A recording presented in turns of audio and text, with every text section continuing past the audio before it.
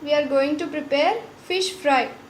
The ingredients are fish pieces, corn flour, garam masala powder, garlic ginger paste, red chili powder and salt.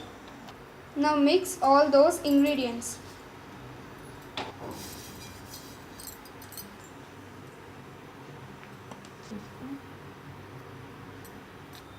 Mix all those well. Apply that powder to the fish pieces. After that it will become like this. Now let them soak for half an hour. Keep pan on the stove and pour oil into it. After boiling, put on the fish pieces.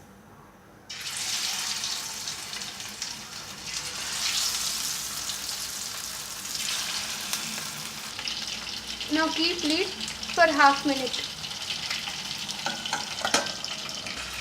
After that, take out the lid and turn all pieces gently.